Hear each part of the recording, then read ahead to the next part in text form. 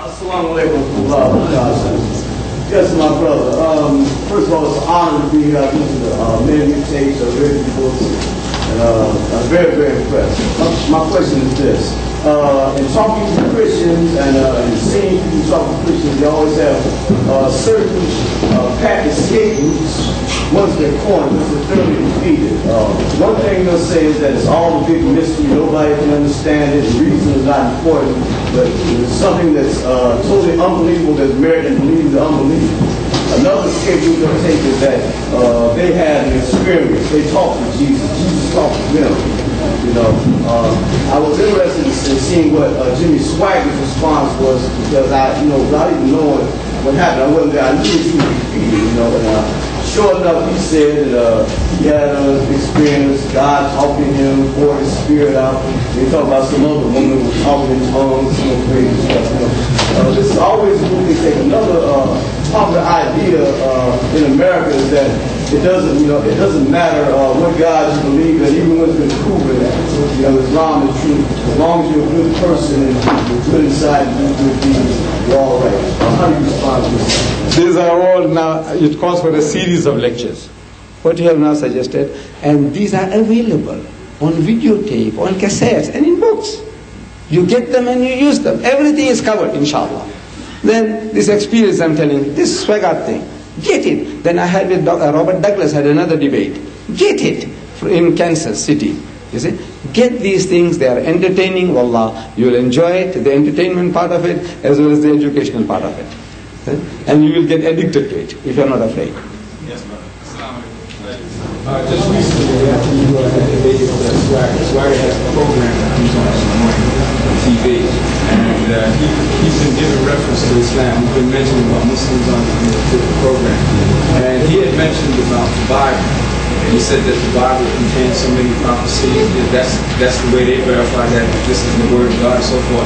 And he mentioned the Quran. He said the Quran, he doesn't know anything about it having any kind of prophecies whatsoever. My point is, I would like to know what your response would be if, in fact, you had debated on that issue. But I'm curious to know what would your response be in that. You must get the tape again. He made an open apology. He said, look, I had made certain statements in ignorance. I didn't know, and I apologize unconditionally. And he said, I will not repeat the words. Just to tell you, suppose you might not have heard. But he said, now you repeated the words, his words. He says, I will not repeat the words. True Islamic spirit. I guess it must have been about 2 years ago now, I made a derogatory statement over television about the Quran. If you were not listening that particular week, I'm never going to tell you what it was. I have a lot of opportunity to meet with the Christians here and discuss with them about Allah. Yes. They understand with the Bible is wrong and they convince with the argument they give. Right. But there comes a stage when they say, well, Jesus came out 3 days after that, they become a dogma in their mind. Right. So after that they become silent. After they don't proceed it.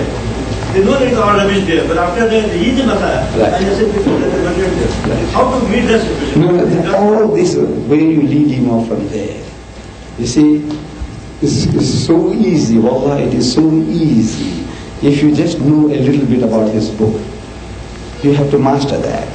Then you quote him from his own book. I says, you know when Jesus returned to that upper room where they had the Last Supper, after his alleged crucifixion, he said, yes, he knows. I said, he comes in and wishes his disciples, Shalom Alaikum, in Hebrew, same as Salam Alaikum. I said, his disciples were terrified. Why were they terrified?